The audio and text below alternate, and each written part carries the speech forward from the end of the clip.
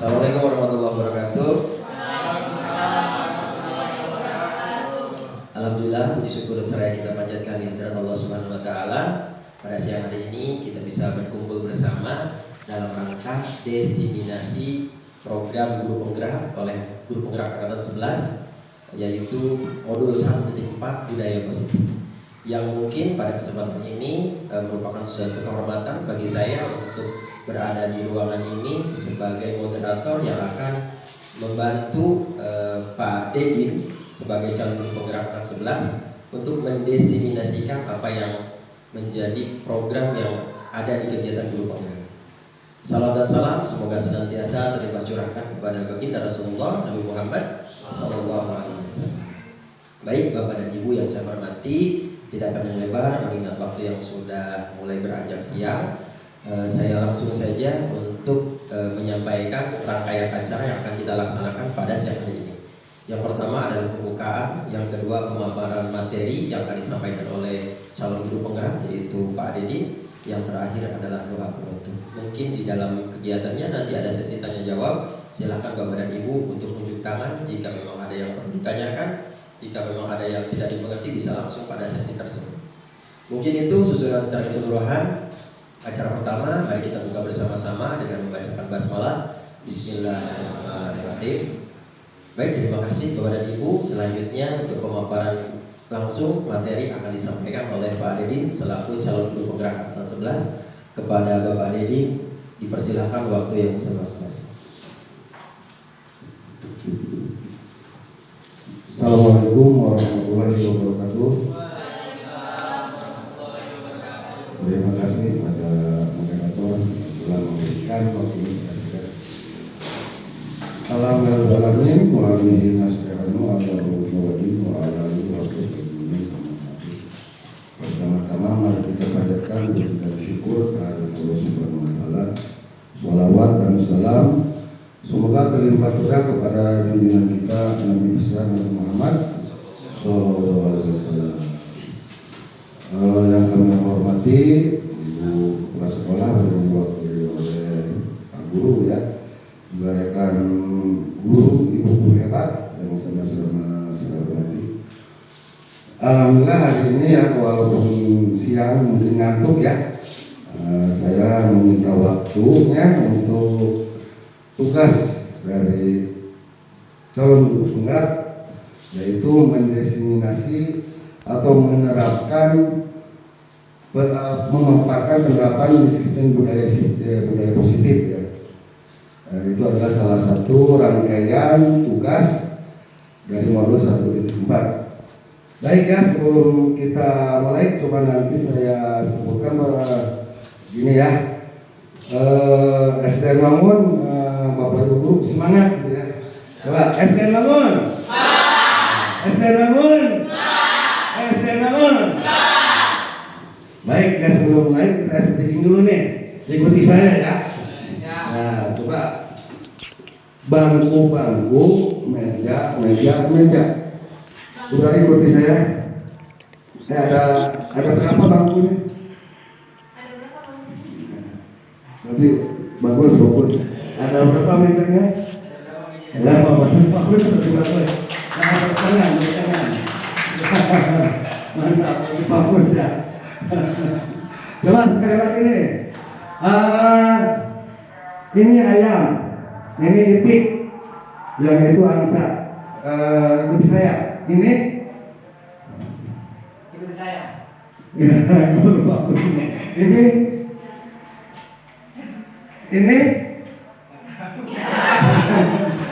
ayam, yang ini itik, yang itu angsa. Coba. Ini itik.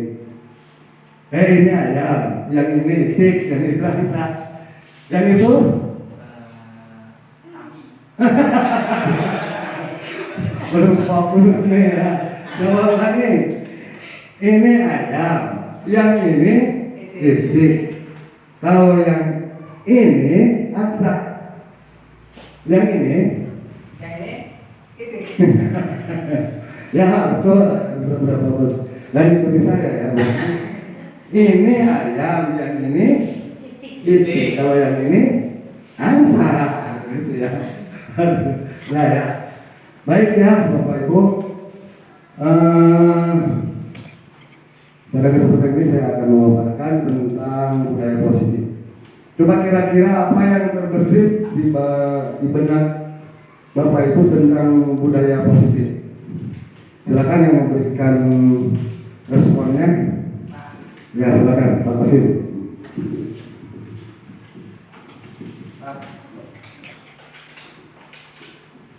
Menurut Pak Basim aja ya. Kalau menurut saya budaya positif itu adalah kebiasaan baik yang harus dilaksanakan secara kontinu agar berdampak misalkan kepada anak murid kita, sehingga budaya positif itu akan berkarakter kepada sikap dan anak didik kita. Jadi intinya kebiasaan baik yang perlu ditanamkan untuk terutama dalam pembelajaran, sehingga efeknya karakter anak akan tumbuh, akan berkembang dengan baik juga. Itu Pak Denny. Ya.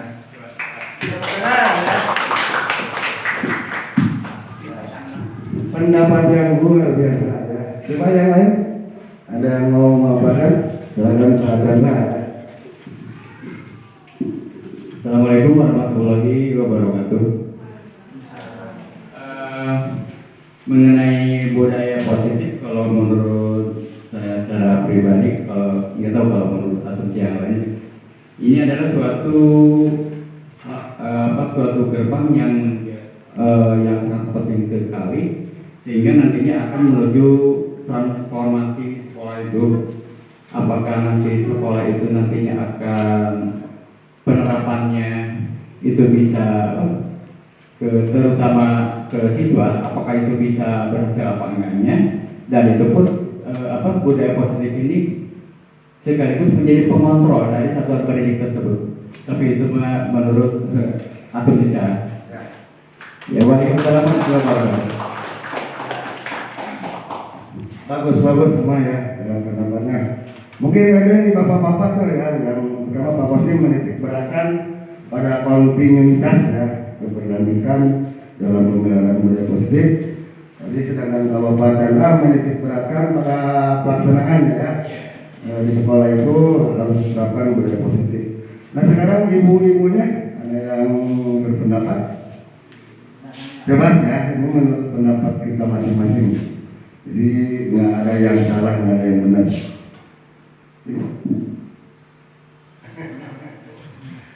Memberikan pemaparannya atau pendapatnya? Ya. Sebenarnya bagus tadi ya, budaya positif itu memang perlu sekali kita kita pelihara, kita bina di suatu lembaga itu agar nanti tingkah laku anak itu bersifat baik ya, terutama berakhlak mulia, bertanggung jawab ya, bertanggung jawab terutama kepada dirinya sendiri ya. Kalau si anak itu sudah mengerti tentang budaya positif, baik di sini ada beberapa item yang termasuk budaya positif ya. Yang pertama perubahan paradigma belajar, yang kedua disiplin positif, yang ketiga nilai-nilai kebajikan, yang keempat keyakinan kelas, kelima kebutuhan dasar manusia, keenam segitiga restitusi, ketujuh posisi kontrol guru, dan yang terakhir motivasi perilaku manusia ya. Baik, kita buka. Nah yang pertama pembelajaran dengan paradigma baru ya. Nah kan kalau guru hanya mentransfer ilmu ya dengan metode ceramah, itu kan metode dulu ya, tidak disesuaikan dengan dengan kebutuhan siswa ya. Nah sedangkan kalau pembelajaran dengan paradigma baru itu pembelajaran yang dirancang ya berdasarkan prinsip pembelajaran berdiferensiasi, sehingga para peserta didik belajar sesuai kebutuhannya berdasarkan perkembangannya sesuai dari psikologi modern untuk mewujudkan profil Pancasila. Nah, itu mungkin untuk kementerian representasi seperti itu ya. Jadi pelajaran berdiferensiasi itu adalah pembelajaran yang menitik beratkan ya, yang menitik beratkan itu berpusat pada murid. Jadi si murid itu bukan hanya jadi objek aja, jadi subjek. Bukan, kalau dulu itu kan kita itu ya sudah sudah familiar ya dengan student teacher. Jadi kalau dulu itu pembelajarannya itu berpusat pada guru ya. Nah, sekarang dikembangkan itu pembelajaran yang berpusat pada siswa atau peserta didik. Coba kira-kira siapa yang mau mengasih pemaparan apa sih pembelajaran yang berpihak pada murid? Ini bebas ya. Silakan. Ini baca. Ya, baik, terima kasih Pak. Pembelajaran yang berpusat pada murid. Jadi kalau menurut saya Pak ya, saya pribadi, artinya pembelajaran yang tidak didominasi oleh guru yang aktif ketika di dalam kelas, melainkan mengaktifkan murid ketika dalam proses kegiatan belajar. Seperti tadi Bapak sampaikan ya, mungkin pembelajaran zaman dulu kita, zaman masih konvensional, belum mengenal TIK ya. Dulu itu ceramah, mungkin dari pagi sampai siang, pas pulangnya capek gitu. Tapi setelah sekarang kita mengenal kurikulum merdeka, pembelajaran yang berpusat pada peserta didik atau pada murid, ya ternyata guru lebih diringankan bebannya dalam kelas, sehingga memang ketika guru merasa tidak mendominasi lagi di dalam kelas ketika pembelajaran itu berlangsung, ya menurut saya itu pembelajaran yang dibuat oleh guru tadi sudah pembelajaran yang berpusat pada guru, jadi melibatkan murid seluruhnya, baik itu murid yang tadi memiliki latar belakang atau minat belajar, profil belajar yang berbeda-beda kan akan terpenuhi gitu ya kalau pembelajaran berpusat pada murid. Apalagi tadi itu dengan prinsip pembelajaran berdiferensiasi dengan perbedaan dari setiap anak gitu ya. Mungkin itu sih Pak, sedikit saja lah dari saya terkait pembelajaran berpusat pada murid.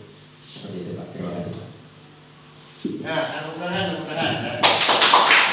Pembelajaran luar biasa ya. Jadi intinya memang dalam pembelajaran yang berpusat pada murid itu kita sebagai guru harus melibatkan anak ya di dalam pembelajaran. Jangan didominasi oleh guru. Jadi anak juga berperan aktif dalam menentukan tujuan pembelajaran ya.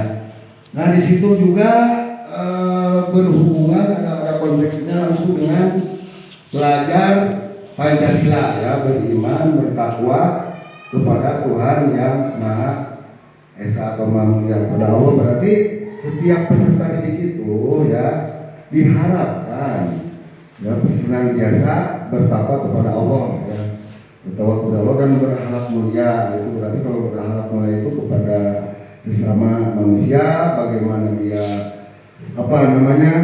bergaul dengan yang lebih tua, dengan sebayanya, bagaimana berperilaku sopan santun kepada guru dan lain sebagainya. Terus satu lagi mandiri, jadi dia itu istilahnya sudah tahu tanggung jawab itu sebagai pembelajar ya. Diharapkan dia itu menjadi pembelajar sepanjang hayat. Jadi tidak usah lagi diperintah-perintah oleh bapak itu guru, misalnya kamu itu baca biar pinter. Dan diharapkan di situ dia itu sudah ada kesadaran dari hati nuraninya yang paling dalam, bahwa dengan dia belajar, dengan dia berliterasi dan lain sebagainya itu membuat dia nanti akan semakin pintar atau semakin kritis ya. Selanjutnya bernalar kritis itu ya. Jadi setelah dia itu mandiri, dia belajar mandiri sehingga menjadi pembelajar sepanjang hayat, dan nantinya dia itu menjadi seorang yang bernalar kritis, tahu mana informasi yang negatif, mana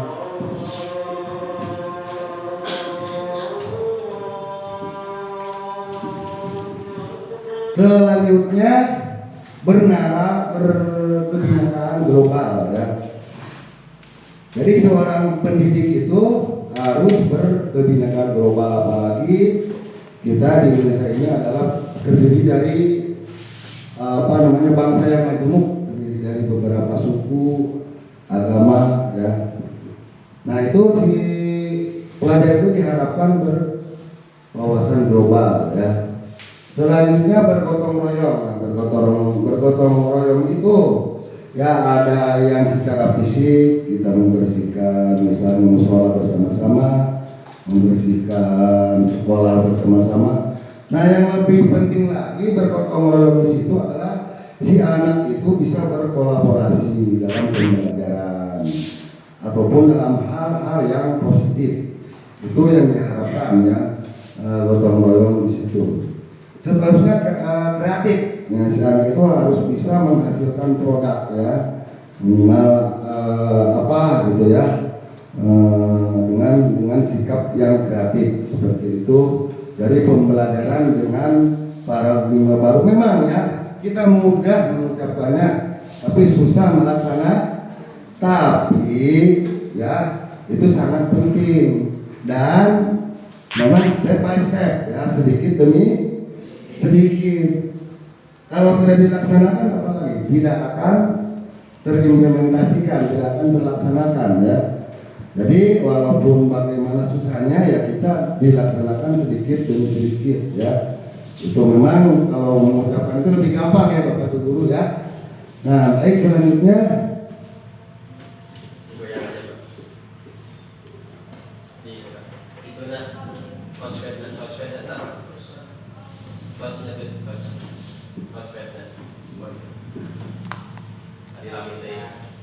nah selanjutnya miskonsepsi tentang teori kontrol. Kalau mis itu kan berarti ketidaksepahaman, berarti bertolak belakang ya. Nah di situ ilusi guru untuk mengontrol murid, padahal sebenarnya guru tidak bisa mengontrol murid ya. Ilusi bahwa semua penguatan positif efektif dan bermanfaat, padahal ilusi itu tidak bisa penguatan positif efektif dan bermanfaat. Ilusi bahwa kritik itu dan membuat rasa bersalah mampu menguatkan karakter. Nah itu padahal mis ya, mis itu berarti lawan kata ya, berarti mis itu tidak ya. Ilusi bahwa orang dewasa berhak memaksa. Nah itu ya.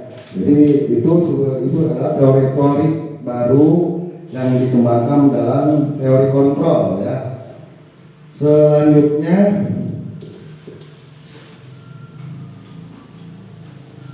nah ini mengubah paradigma stimulus respon dengan pendekatan teori kontrol ya. Realitas kebutuhan kita sama, itu kata stimulus respon ya. Ini ilmu psikolog ya. Terus kata teori kontrol, realitas kebutuhan kita berbeda pasti ya. Kalau dulu kan teori stimulus respon mengatakan bahwa kebutuhan kita sama, padahal sesungguhnya kebutuhan kita itu pasti nah itu ya. Terus semua orang melihat hal yang sama, itu kata stimulus respon. Kata teori kontrol, setiap orang memiliki gambaran berbeda.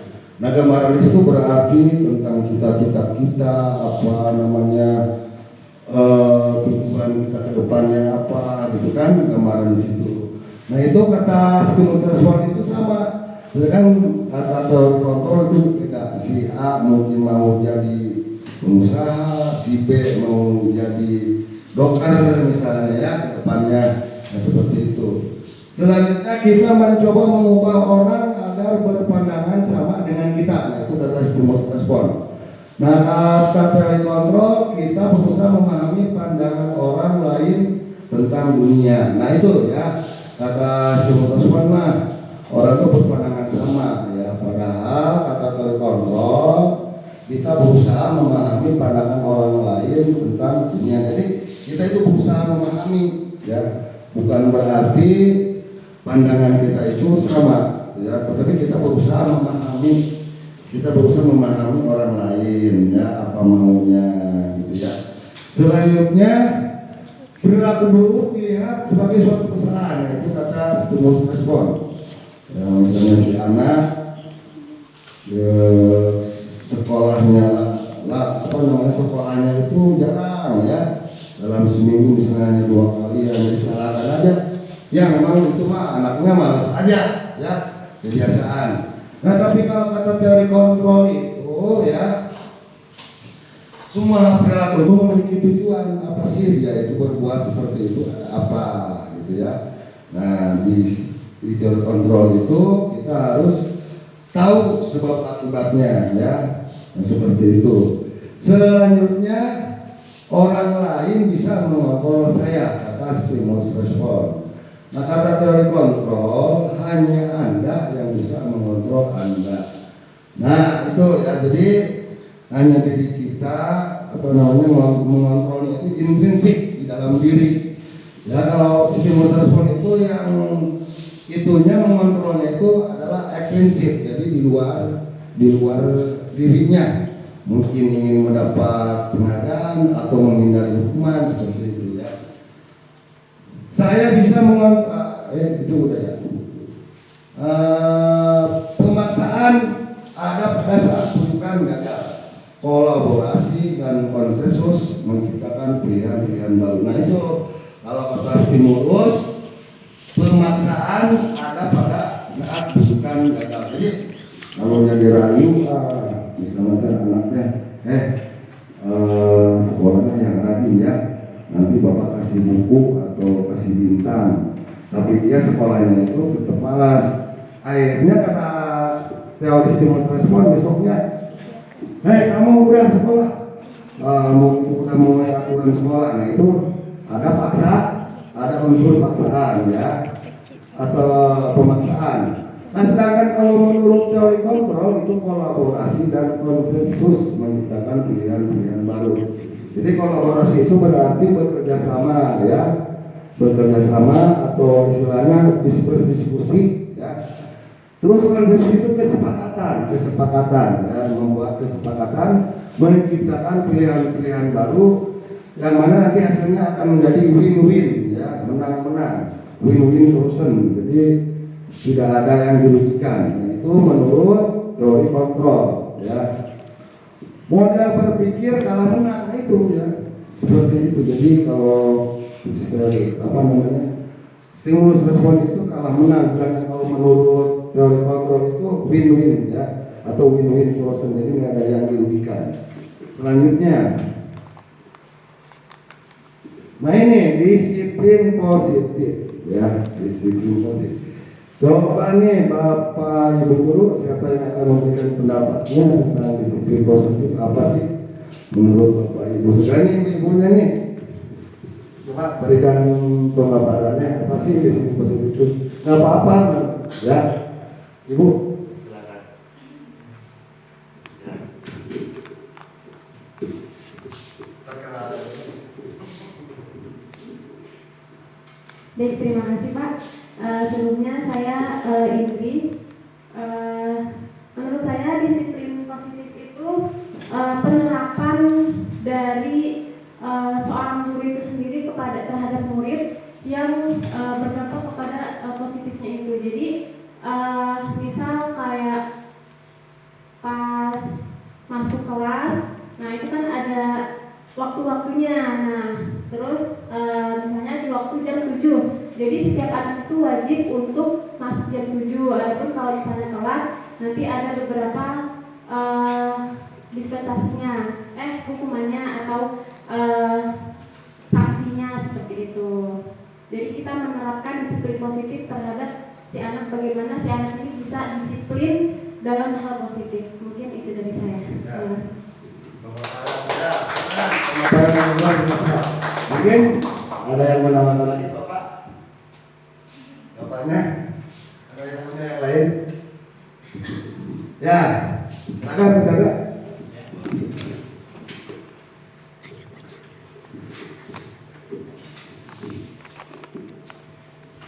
Assalamualaikum warahmatullahi wabarakatuh.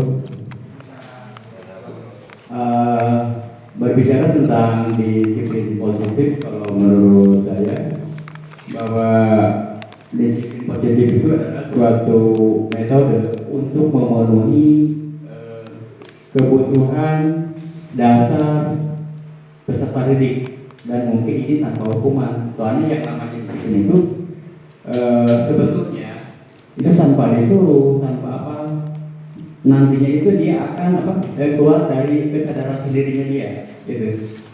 Lalu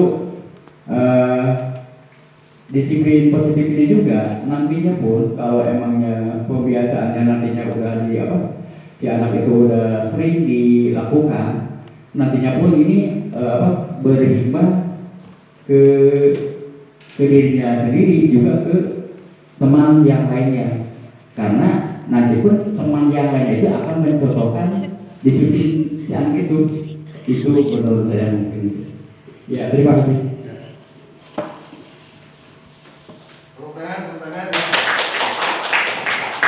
Baik ya, semuanya bagus pendapatnya. Tapi pada dasarnya kalau kita itu ya disiplin positif itu identik dengan pelaturan. Misalnya anak-anak besok atau pelaturan sekolah kita jam 7 lewat 15 itu harus masuk gitu ya. Kadang-kadang seperti itu. Tapi si anak itu kadang-kadang dia itu kalau nggak ada misalnya ya kalau nggak ada satpamnya sekolah kadang-kadang dia datangnya lewat dari jam 7.15 ya. Nah itu berarti dia itu belum disiplinnya bukan dari diri sendiri, berarti disiplinnya itu baru dari eksternal karena dia takut dimarahi, takut karena pelaturan. Nah itu berarti dia itu masih eksternal sifatnya, disiplinnya belum dari dirinya sendiri ya. Kalau dari dirinya sendiri dia sadar, oh iya ini memang udah selainnya seperti itu. Jadi dia itu benar-benar bertanggung jawab berdasarkan hati nurani dia. Jadi tidak ada paksaan ataupun dari mengharapkan apa-apa gitu ya, hanya kesadarannya aja. Nah ini disiplin sendiri itu berasal dari kata disipline ya, yang artinya belajar. Disiplin itu mengacu pada disiplin diri, jadi yang memiliki tanggung jawab terhadap apa yang dilakukannya berdasarkan nilai-nilai yang diyakini. Nah itu ya, jadi disiplin itu kalau menurut teori itu ya belajar itu untuk mempertanggungjawabkan pada diri sendiri, jangan pada orang lain dulu, pada diri sendiri ya. Apa yang dilakukannya berdasarkan nilai-nilai yang diyakini. Nah itu ya, jadi sebelum mendisiplinkan orang lain berarti kita harus mendisiplinkan diri sendiri itu ya. Selanjutnya disiplin positif itu merupakan salah satu cara penerapan disiplin yang bertujuan untuk menumbuhkan kesadaran serta memperdayakan peserta didik tanpa imbalan penghargaan, reward, ancaman atau hukuman. Nah itu. Jadi disiplin positif di sini diharapkan ya tidak ada penghargaan. Misalnya anak yang paling rajin piket dikasih buku misalnya gitu ya, atau kamu kalau tidak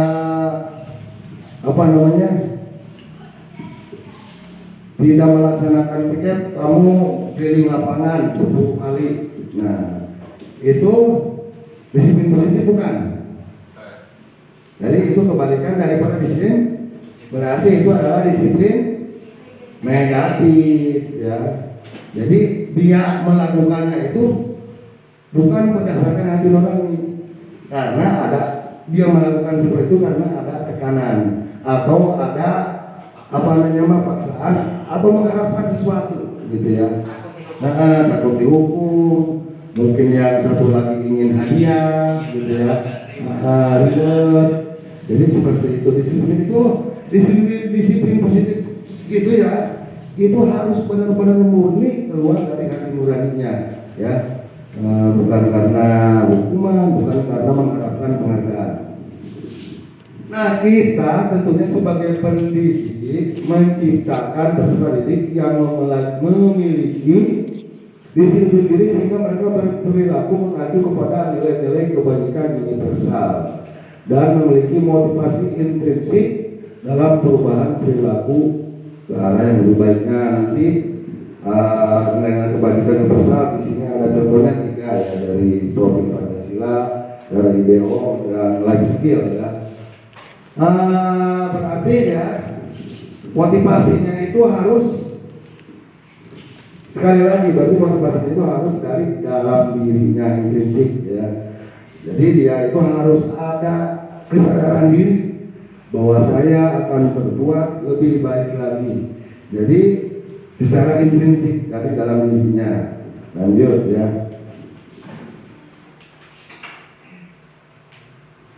Nah, selanjutnya nilai-nilai kebajikan ya. Nilai yang disepakati bersama lepas dari suku, bangsa, agama, bahasa maupun latar belakang.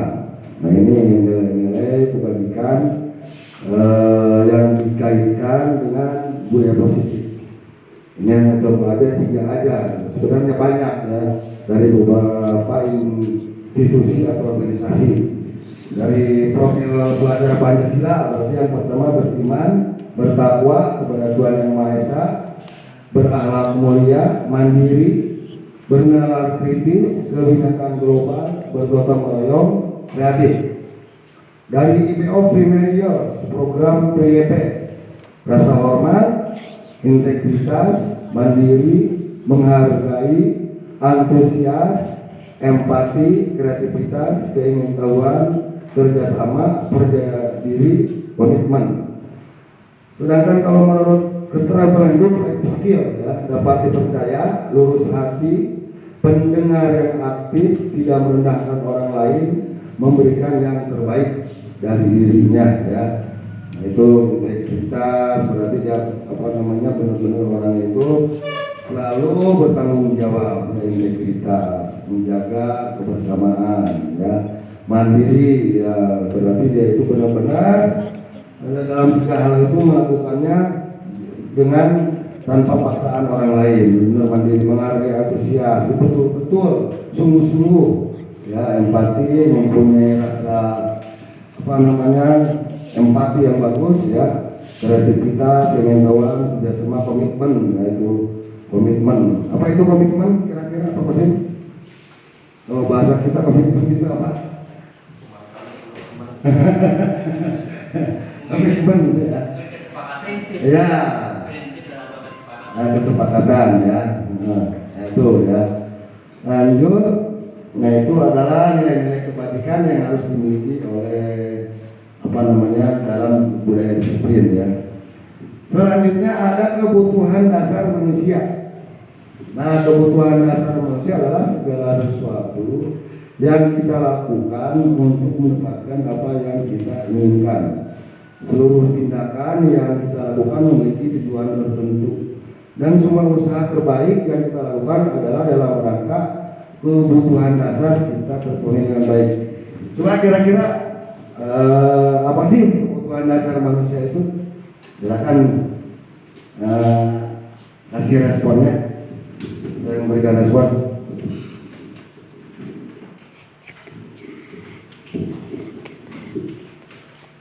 Kalau menurut saya kebutuhan dasar adalah mungkin yang pertama ya, rasa aman, terus bahagia juga, rasa senang, rasa dihargai orang, rekan-rekan lainnya atau teman-teman kelas, misalnya kalau siswa itu.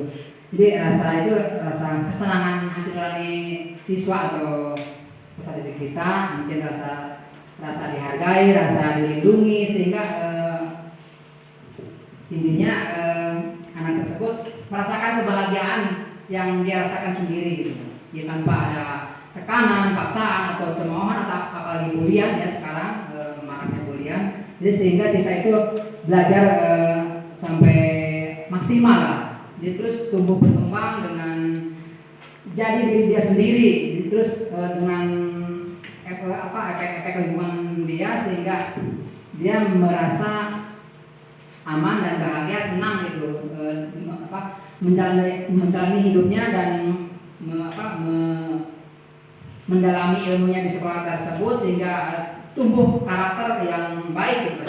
Seperti itu mungkin. Pendapatnya luar biasa ya. Kebutuhan dasar itu termasuk kalian dikatakan dihargai, kesenangan gitu ya, ingin tumbuh kembang dan lain sebagainya. Nah ini menurut teori ya, ini juga teori. Jadi kalau teori itu kebenarannya sudah sudah sunti ya. Jadi kalau seorang ilmuwan dan menemukan teori berarti dia udah udah dipuji ya, sudah layak gitu ya, udah layak disebarkan ilmunya. Nah ini 5 kebutuhan dasar manusia itu ya. Yang pertama bertahan hidup ya. Nah, kalau bertahan itu bersifat psikologis ya, seperti makanan, ya pakaian, tempat tinggal, keamanan, kesehatan. Nah, ada nggak kasus anak yang berhubungan dengan bertahan hidup? Pasti ya ada. Misalnya si anak di sekolah itu pada anak-anak yang membawa bekal suka minta ya ke cewek, misalnya kalau cewek bawa bekal kue minta kuenya. Ya kalau laki-laki misalnya bawa nasi minta nasi, seperti itu. Nah dia itu bertahan hidup, mungkin di rumahnya sama ibunya nggak dikasih sarapan atau nggak dikasih bekal. Nah kita itu harus tahu latar belakangnya, sebab akibatnya rumput permasalahannya apa.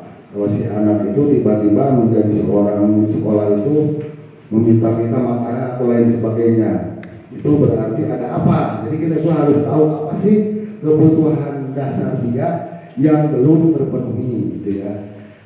Yang kedua, kasih sayang dan rasa diterima. Nah, berarti rasa diterima, dipedulikan, ya, berbagi, kerjasama, menjadi bagian dari kelompok. Nah, coba ada nggak Kosim anak yang mempunyai masalah dengan rasa sayang dan rasa diterima? Masih ada keluarga yang terkandung, Iya. anak itu ada anak kadang-kadang ke guru itu sampai ke gendong. Kan bagaimana di rumahnya ternyata anak itu kadang-kadang suka dimarahi terus kadang-kadang itu berpenuh juga di rumahnya, sehingga anak itu kurang kasih sayang. Nah seperti itu ya. Jadi anak istilahnya yang broken home, betul broken home, yang broken home, dia itu belum kasih sayang. Jadi tubuhnya itu maunya dimanja, dipeluk dan lain sebagainya. Nah itu dia itu mau dipedulikan ya. Selanjutnya penguasaan. Nah ini penguasaan ya, harga diri, keinginan untuk dianggap, memimpin, berprestasi, diakui, didengar. Coba pacara ada nggak anak kasus seperti itu? Kebutuhan dasarnya penguasaan.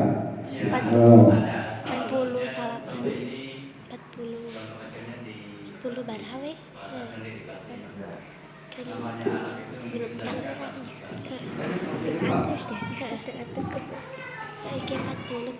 Iya. Nah jadi si anak tersebut emang dalam hal olahraga dan jujur anak tersebut skillnya luar biasa. Bahkan ikut-ikut event seperti itu, bahkan udah nyampe ke tingkat kabupaten. Tapi dari sisi perilakunya, jadi entah itu emang kurang sayang, ternyata emang pas saya telusuri, emang dia tinggalnya sama mamanya jauh, sama ayah sendirinya jauh. Dia itu tinggalnya itu hanya dengan neneknya. Nah jadi di sekolah itu dia itu seolah-olah karena olahraganya udah bagus, seolah-olah ke anak yang lain itu merasa menganggap apa ya, kadang-kadang bola pengennya dia yang mimpin, apa-apanya dia yang pengen pegang sendiri gitu. Tapi itu hanya sifatnya yaitu emang tanggung jawab kita sebagai seorang pendidik. Jadi karakter anak gimana pun ya kita tetap harus beri kasih sayang. Dan ternyata pas saya telusuri emang ya kalau intinya kalau jauh dari orang tua ya pasti anak emang dari sisi perilakunya emang gimana sih, kalau sama ibunya sendiri jauh pasti agak berbeda dengan yang lain. Itu Pak. Terima kasih. Nah luar biasa tepuk tangan dah. Nah sekali ya. Jadi anak-anak yang suka minta-minta uang, ya, yang minta-minta jajanan, yang minta-minta makanan itu kebanyakan itu kebutuhan dasarnya itu dia ingin puas dengan rasa penguasaan. Wah, aku nih yang paling berkuasa di kelas 5 misalnya kan. Nah, seperti itu. Pada anak lainnya dia mendominasi ya. Nah, itu dia haus akan kekuasaan, penguasaan. Ada lagi kebebasan ya, mandiri, memilih pilihan, mencoba hal baru, mampu mengendalikan arah dirinya itu ya. Lalu kebebasan. Ada lagi kesenangan, bermain, humor, antusias, tertawa. Makanya memang anak-anak ini suka bermain. Alangkah senangnya di kelas itu kita belajar itu dengan nyanyi-nyanyi, ya kali-kali tertawa-tertawa, ya asal jangan tertawa sendiri aja. Ya, soalnya apa, anak itu memang itu kebutuhan dasarnya, itu kebutuhan dasar manusia itu adalah bermain. Makanya jangan dimarahin kalau anak suka main apa namanya congklak, suka main apa aja gitu ya. Karena pada dasarnya kebutuhan dasar manusia itu adalah salah satunya kesenangan. Salah satunya itu adalah senang, yaitu bermain ya. Mungkin ada yang merespon dari pendapat ini, Ibu. Boleh saya Pak? Ya, silakan direspon Pak. Ya, terima kasih Pak. Luar biasa tadi yang Bapak sampaikan ya terkait 5 kebutuhan dasar manusia ini memang sangat harus kita kuasai Pak sebagai guru, mengingat 5 dasar kebutuhan manusia ini yang akan menjadi dasar kita juga ketika membuat sebuah kebijakan Pak. Jadi jangan sampai kebijakan nanti yang kita berikan kepada murid kita saat mereka gagal untuk memenuhi 5 kebutuhan dasar ini, kita tahu kebutuhan yang mana nih yang tidak terpenuhinya oleh si anak tersebut ya. Jadi ketika tadi seperti ada anak yang iseng ya minta makanan ke teman-temannya, kita langsung jangan begitu. Nah, sebenarnya tindakan seperti yang pernah kita lakukan dulu Pak. Nah, tapi ketika kita sudah tahu 5 kebutuhan dasar manusia ini, setiap manusia harus yang bisa memenuhi kebutuhan dasar ini. Nah, maka ketika kita bertemu dengan anak yang seperti itu, ya kita komunikasi sama anak tersebut. Apa yang menjadi penyebab kamu melakukan hal tersebut? Oh ternyata dia iseng aja, misal oh berarti kebutuhan dasarnya kesenangan gitu. Oh dia senangnya bermain humor gitu. Mungkin ya setiap anak tadi meskipun kasusnya sama, tapi kita tidak tahu kebutuhan dasar yang mana yang tidak terpenuhi, yang tidak dapat dipenuhi oleh dia. Bisa saja yang meskipun kasusnya sama, dia mintain makanan, bisa saja dia kebutuhan bertahan hidupnya yang tidak terpenuhi. Mungkin itu sih Pak dari yang saya tangkap dari penjelasan Bapak tadi.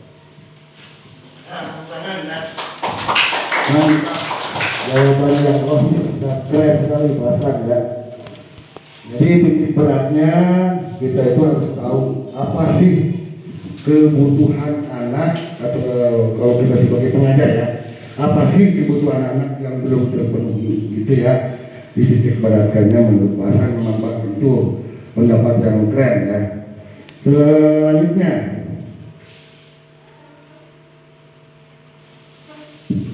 nah ini ada motivasi perilaku manusia ya. Nah di sini ada untuk menghindari ketidaknyamanan hukuman, itu namanya motivasi ekstrinsik ya, untuk menjadi orang yang mereka inginkan dan menghargai diri sendiri dengan nilai-nilai yang mereka percaya, itu motivasi intrinsik.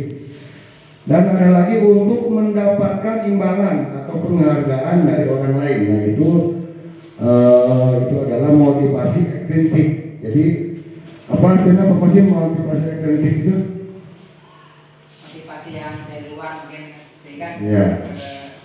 Dia bisa termotivasi karena mungkin lingkungan ya. yang dia rasakan. Ya betul ya. Jadi ekstrinsik itu adalah motivasi yang keluar bukan dari dirinya, dari pengaruh orang lain ya.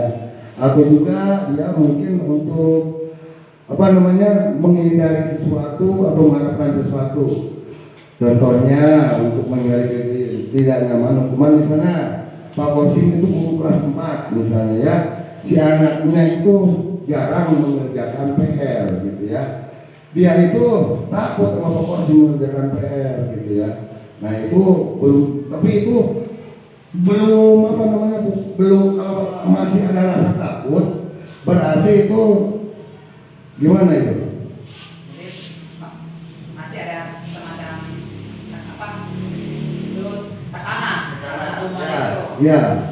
Belum sadar. Berarti belum keluar dari dirinya sendiri motivasinya itu. Jadi masih bersifat ekstensif ya, atau gitu. Jadi aku ingin dia itu mendapatkan selama juara 1 dia dapat piala dan hadiah gitu ya, dia itu tetap itu juga motivasinya mendapatkan penghargaan dan itu kalau menurut disiplin positif itu yang tidak baik. Tetap kalau menurut disiplin positif itu kita itu mengharapkan sesuatu itu tanpa imbalan atau hukuman gitu ya, itu menurut teori ya, bukan menurut saya, itu menurut teori ya, itu yang baik itu. Jadi kan kalau kita nih ya tidak menutup mata, kalau si anak misalnya juara 1, juara 2, juara 3, rata-rata itu mengharapkan apa? Hadiah. Mengharapkan hadiah atau reward. Berarti benar-benar si anak itu belum Menyadari motivasinya belum keluar dari diri sendiri yang memang bertanggung jawab ya, disiplin melihat dirinya sendiri. Jadi kalau disiplin itu kalau menurut teori itu tidak mengharapkan imbalan ataupun untuk menghindari hukuman seperti itu ya, itu menurut teori ya. Selanjutnya 5 posisi kontrol guru. Ada sebagai penghukum, ada sebagai pembuat merasa bersalah, ada sebagai teman, ada sebagai pemantau, ada sebagai manajer. Nah coba dari 5 posisi ini siapa yang mau ngasih pemaparannya? Rana? Boleh sekali Pak. Baik, terima kasih Pak. Takut keseringan saya Pak. Ini saya mencoba mengingat kembali apa yang dulu pernah saya pelajari. 5 posisi kontrol guru. Jadi guru harus berada di posisi yang mana nih yang tepat ya ketika kita berhadapan dengan murid-murid kita. Pertama sebagai penghukum, menurut saya, dan saya pernah menjadi pelakunya Pak. Saya pernah menjadi pelaku, juga pernah menjadi korban Pak. Dulu kita pendidikan dulu saya jadi korban yang dihukum oleh guru. Juga saya pernah sebelum mengikuti kegiatan guru penggerak, ya saya pernah menghukum anak. Sebagai contoh, misalnya tadi tidak mengerjakan PR, anak langsung disuruh lari saja. Bahkan tanpa saya konfirmasi kenapa alasan tidak mengerjakan PR gitu. Mana PR-nya? Lupa bawa lari. Udah gitu aja. Dan alhamdulillah sekarang saya tobat Pak. Yang kedua, membuat rasa bersalah. Guru membuat anak itu merasa bersalah. Sebagai contoh mungkin kayak gini Pak, tindakan yang pernah kita lakukan. Dan saya pun pernah jadi pelakunya Pak. Gini, ke anak itu saya pernah bilang gini Pak. Dulu zaman waktu saya masih di sekolah lama saya. Kamu tuh nggak kasihan sama bapak. Bapak tuh udah capek-capek loh ngomong dari pagi. Bapak tuh pengen nah jadi itu akan berdampak psikologis yang kurang baik bagi anak. Jadi anak merasa mungkin dampaknya anak akan merasa bersalah seperti itu. Dan posisi penghukum dan pembuat rasa bersalah ini dampaknya akan sangat panjang mungkin Pak, sepanjang hayat dia. Dan ini saya anggap posisi ini gagal menurut saya, gagal sekali. Gagal untuk menanamkan disiplin kepada anak, itu nggak akan bisa. Terus posisi ketiga sebagai teman, ini ya sering kita lakukan, tapi menurut saya bagus sebagai teman. Tapi memang ada tapinya Pak, dampaknya ini tidak terlalu signifikan ya, tidak berdampak positif, tidak bisa menumbuhkan disiplin positif kepada anak. Sebagai contoh misalnya kita sebagai teman, ayo kerjain PR-nya, nanti kan kamu bisa, kalau kamu bisa kan nanti bisa. Ya gimana sih posisi kita sebagai teman gitu. Nah ini kekurangannya nanti mungkin wibawa mungkin juga Pak. Wibawa kita sebagai guru.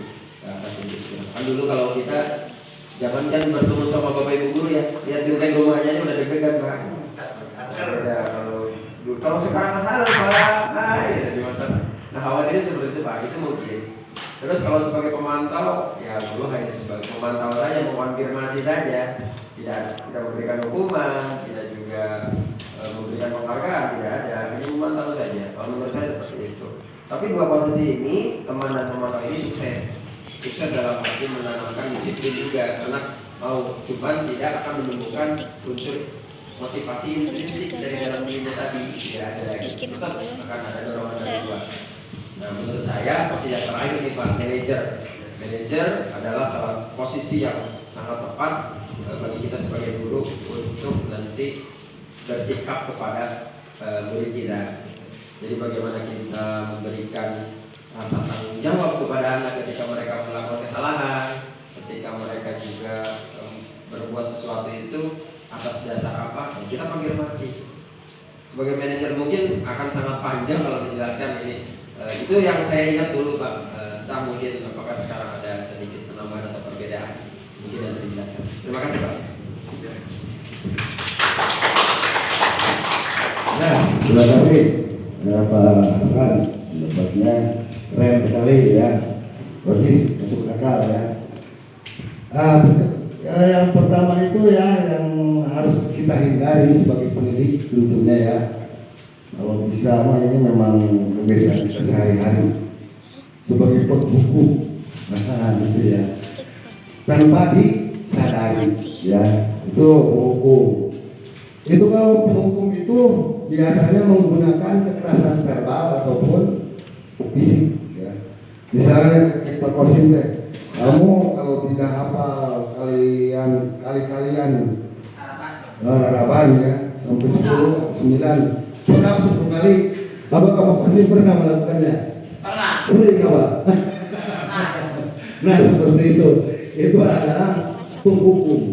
Ya tidak kita, saya juga bukan itu lagi sebelum belajar di TKP ini sering ya, bukan itu lagi sering ya. Tuh, bahkan mungkin udah kebiasaan ya. Setelah saya belajar dari pendidikan guru penggerak begini. Nah apa ciri-cirinya? Nah ini yang ada katakannya.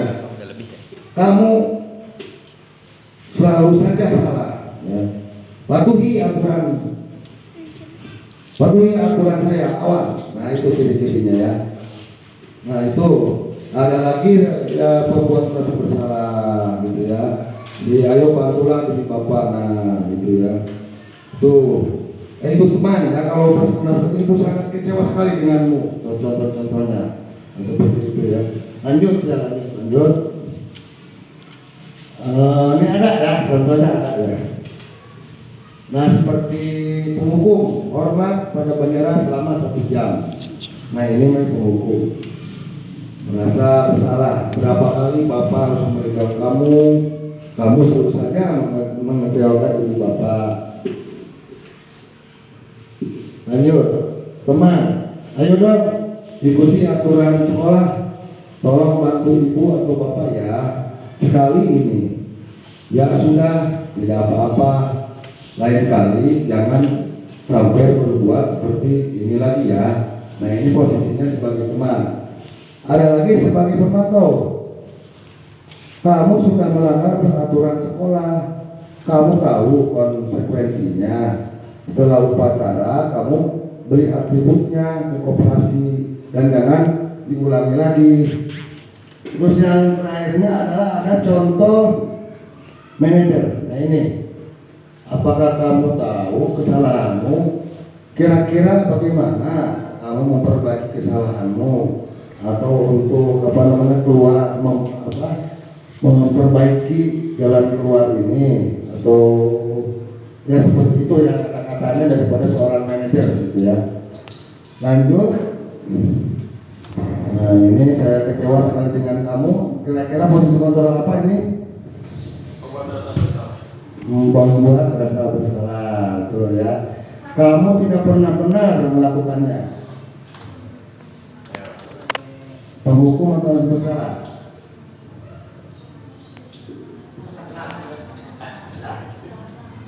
Bersalah. Kamu tidak pernah benar melakukannya. Hah? Bersalah. Ada lagi ya? Apa rencanamu untuk menyelesaikan masalah ini? Betul, manajer ya. Itu manajer. Ayolah, lakukan demi Bapak Ibu ya. Teman ya. Kamu tidak pernah mendapat nilai jika tidak mengerjakan tugas. Penghukum. Kamu tidak pernah mendapat nilai jika tidak mengerjakan tugas. Memantau ya. Nah, ada lagi keyakinan kelas. Mengapa bukan peraturan kelas? Nah, berarti yang mirip-mirip ya. Tapi keyakinan kelas itu berdasarkan kesepakatan antara guru, bisa guru dengan guru ya, bisa guru dengan murid. Kesepakatannya adalah nilai kebajikan yang universal seperti saling menghargai, misalnya di kelas itu menghargai proses pembelajaran, menghargai antar sesama teman gitu ya, berkata baik. Jadi kalau itu ya tidak ada kata-kata negatif, positif semua. Misalnya jangan buang sampah sembarangan, jadi jangan ada kalimat negatifnya, jagalah kebersihan. Nah, seperti itu. Jadi kata-katanya diubah menjadi kata-kata yang positif. Pembentukan keyakinan kelas bersifat abstrak berupa pernyataan universal seperti tadi, dibuat dalam pernyataan positif sedikit saja agar mudah diingat ya, sesuai dengan kondisi kelas dan sekolah sehingga mudah diterapkan. Semua warga sekolah, warga kelas dilibatkan saat membuat keyakinan kelas itu. Ya kalau kita sebagai wali kelas, jadi kita melibatkan anak dan kita pastinya. Dan nanti kalau sesama guru bisa melibatkan semua yang menyangkut hal-hal yang berkaitan dengan sekolah. Ada lagi segitiga restitusi ya. Segitiga restitusi itu adalah suatu proses dialog yang dijalankan oleh guru agar murid menghasilkan murid yang mandiri dan bertanggung jawab. Jadi si murid itu berbuat salah dan dia juga tahu jalan keluarnya. Seperti itu ya, segitiga restitusi. Yang pertama ada 3 tahap. Yang pertama itu menstabilkan identitas. Berdasarkan prinsip membuat kesalahan adalah bagian dari proses pembelajaran. Berbuat salah itu wajar, tidak ada manusia yang sempurna. Ibu bapak juga pernah melakukan itu. Ibu bapak tidak mau mencari siapa yang salah, tapi bapak ingin mencari solusi dari permasalahan ini. Kamu berhak merasa begitu. Nah, seperti itu, menstabilkan identitas. Yang kedua, validasi tindakan yang salah berdasarkan prinsip setiap perilaku bukan memenuhi suatu kebutuhan tertentu. Kamu pasti punya alasan mengapa melakukan hal itu. Padahal kamu bisa melakukan yang lebih buruk dari itu ya. Kamu patut bangga karena telah melindungi sesuatu yang penting buatmu. Kamu melakukannya karena mempertahankan sesuatu yang penting bagimu. Nah, itu validasi tindakan yang salah. Ada lagi menanyakan keyakinan berdasarkan prinsip teori kontrol bahwa pada dasarnya kita termotivasi untuk secara intrinsik ya. Ini menanyakan keyakinan. Apa keyakinan kelas kita? Nilai-nilai apa yang harus sepakati bersama? Seperti apa kemarin sebuah kelas yang ideal untuk kamu? Kamu ingin menjadi orang seperti apa? Itu menandakan keyakinan kelas. Nah, terima kasih ya pemaparan dari budaya positif ini, yang mana diseminasi budaya positif itu penyebaran penerapan pengalaman kepada rekan sejawat ya di kurang lebihnya saya ucapkan terima kasih. Wassalamualaikum warahmatullahi wabarakatuh.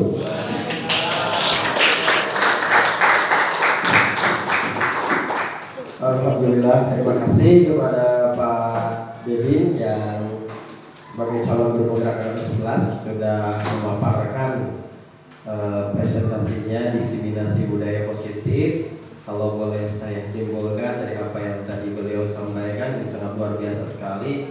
Ternyata untuk menumbuhkan budaya positif itu harus ada beberapa hal yang kita ketahui, antaranya kita tahu posisi kontrol kita sebagai guru, kita mengetahui 5 kebutuhan dasar manusia itu apa saja, lalu bagaimana cara menumbuhkan disiplin positif pada murid kita. Mungkin seperti itu ya Bapak dan Ibu. Dengan berakhirnya pemaparan beliau, maka berakhir pula sesi kegiatan diseminasi modul 1.4 budaya positif ini. Saya mengucapkan terima kasih sebesar-besarnya kepada seluruh audiens, para peserta yang hadir. Mungkin sebelum kita tutup, kita berdoa dengan membacakan kifaratul majlis. Kita berdoa bersama-sama. Bismillahirrahmanirrahim. Subhanallahumma wa bihamdika asyhadu an la ilaha illa anta astaghfiruka wa atubu ilaik. Alhamdulillahirabbil alamin. Demikian, mohon maaf jika ada kata-kata yang keliru dan tidak berkenan di hati Bapak dan Ibu. Saya ucapkan terima kasih yang sebesar-besarnya. Mohon maaf atas segala kekurangan. Wabillahi taufiq wal hidayah. Wassalamualaikum warahmatullahi wabarakatuh.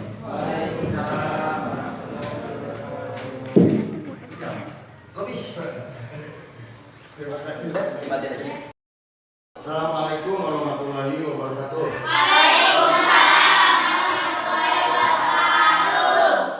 Baik anak-anak sekalian, ya, kita hari ini akan membuat tentang keyakinan kelas.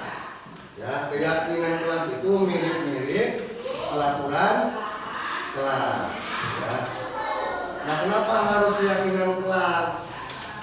Keyakinan kelas itu adalah kesepakatan antara siswa dengan wali kelas, bisa siswa dengan guru atau guru dengan guru. Ya. Kenapa harus keyakinan kelas? Karena keyakinan kelas itu membuat kamu lebih sadar, ya, akan rasa tanggung jawab. Jadi keyakinan kelas itu kalimatnya harus positif, jangan ada negatif. Seperti apa negatif? Jangan membuang sampah sembarangan, maka harus diganti dengan kata menjaga kebersihan, atau jangan mencontek, maka diganti dengan jujur dalam uji. Jangan ada kata-kata negatif, jadi harus dengan kata-kata positif. Ya.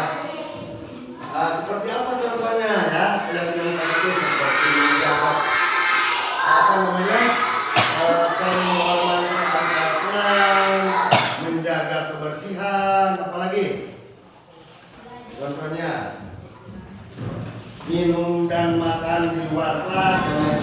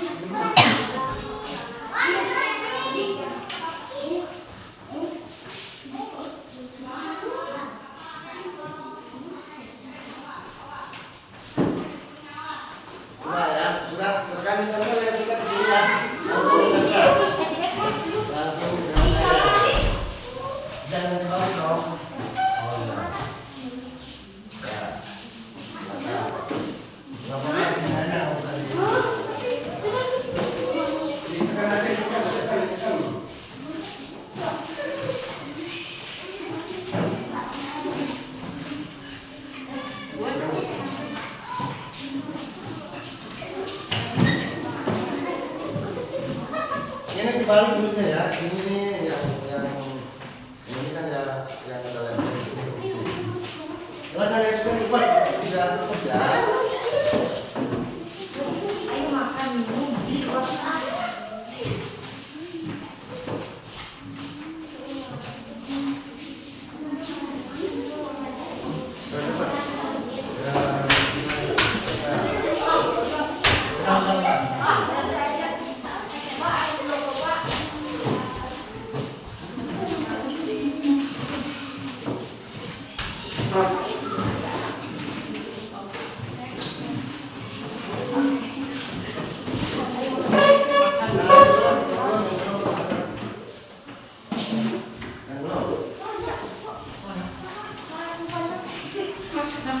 Nah, baik ya.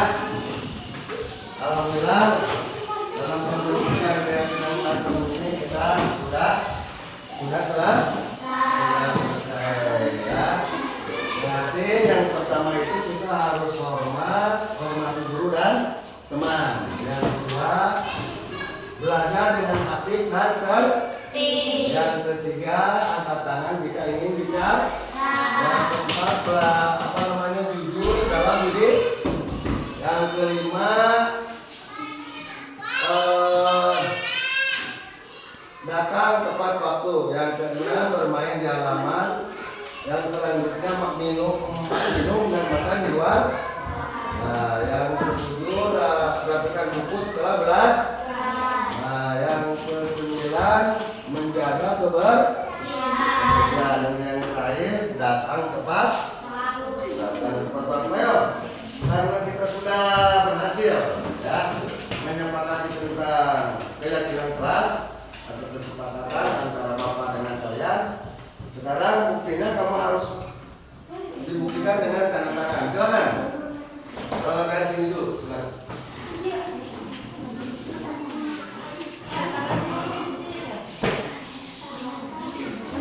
Ya, apa saja tanda tangan ya.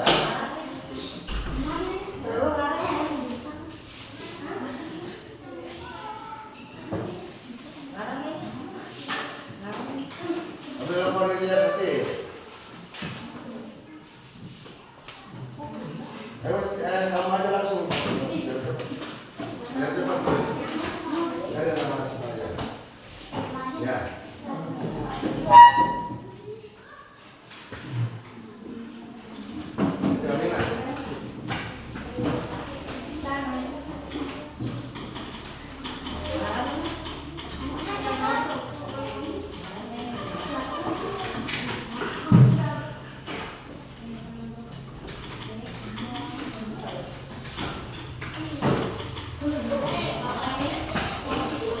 Cepat ya.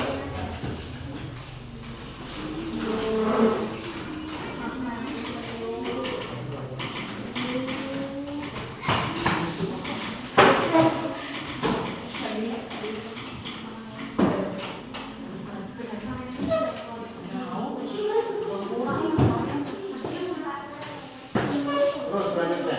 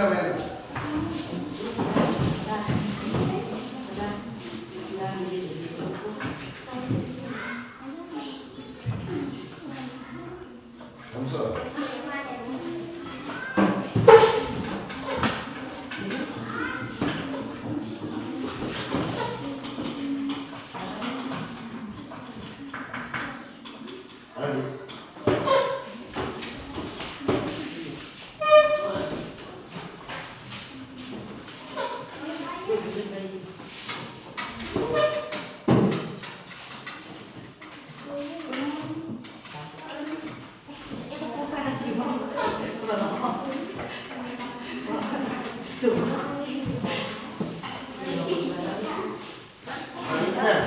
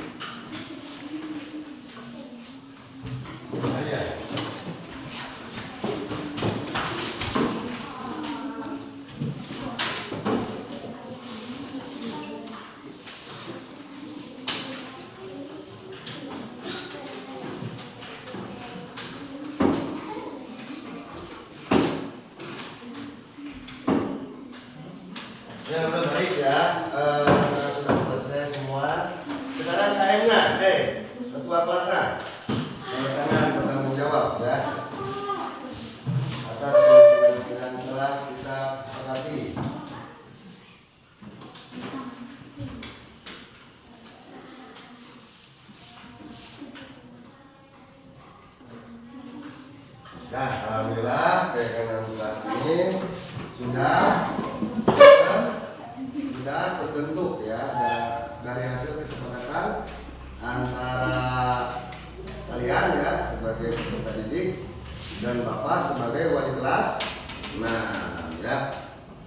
Sekian, wassalamualaikum warahmatullahi wabarakatuh.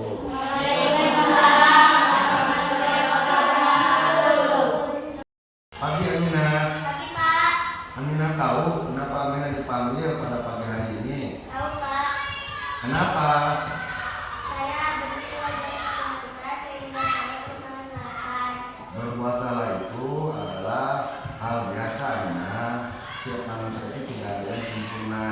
Bapak ingin permasalahan ini ada jalan keluarnya. Apakah Aminah bersedia? Bersedia Pak. Kira-kira apa tindakanmu yang menyebabkan Aminah berbuat seperti itu? Saya pusing dan bingung yang mengakibatkan saya menjadi benci dengan matematika. Tidak ada tindakan yang membuat saya semakin bingung dan benci dengan matematika. Baik Aminah, pelajaran matematika itu sangat penting dalam kehidupan sehari-hari dan demi masa depanmu nanti. Bapak juga nanti akan membuat strategi pembelajaran yang lebih menarik dan menyenangkan sehingga kamu nanti suka akan pelajaran matematika. Baik Aminah, kira-kira keyakinan kelas apa yang telah melanggar dalam kasus ini? Menghargai proses pembelajaran Pak. Kira-kira apakah Aminah siap untuk memperbaiki permasalahan ini? Siap Pak. Dengan cara apa Aminah memperbaiki permasalahan ini? Saya akan berubah lebih mencintai pelajaran matematika dengan belajar demi cita-citaku di masa depan. Baik Aminah, terima kasih. Aminah sudah menemukan jalan keluarnya dari permasalahan ini. Bapak ucapkan terima kasih. Sama-sama Pak. Pagi Sipa. Sipa tahu kenapa Sipa dipanggil oleh Bapak? Iya Pak. Kenapa? Karena saya sering mengajarkan Aida Pak. Ya, setiap manusia itu pasti pernah berbuat salah. Ya, berbuat salah itu adalah manusiawi. Apakah Sipa siap untuk menyelesaikan jalan keluar dari permasalahan ini? Iya Pak. Kira-kira apa yang menyebabkan Sipa berbuat seperti itu? Saya merasa puas dan bangga ketika melihat Nur Aida menangis. Saya ingin menunjukkan kepada Nur Aida kalau hidupku sangat beruntung, sedangkan hidup Nur Aida tidak beruntung. Saya ingin membuat Nur Aida semakin menderita. Baik Sipa, setiap manusia itu punya kelebihan dan kekurangan masing-masing. Sipa dikasih keberuntungan dengan segala materi yang ada ya, tapi Sipa itu jangan dijadikan alat kesombongan dan mengejek teman-teman ya. Kira-kira keyakinan kelas apa yang telah Sipa langgar dari permasalahan ini? Menghormati sesama teman Pak. Apakah Sipa mau memperbaiki permasalahan ini? Kira-kira dengan berbuat apa Sipa melakukan tindakan untuk memperbaiki permasalahan ini? Saya akan berusaha lebih baik dan akan merubah sikap saya yang kurang terpuji dan meminta maaf dengan Nur Aida. Baik ya, itu adalah janji kamu untuk rekomendasi kelas kita ya, dan jangan keluar dari permasalahan ini. Kira-kira besok kamu siap untuk melaksanakan kesepakatan ini? Ya Pak. Ya, terima kasih ya.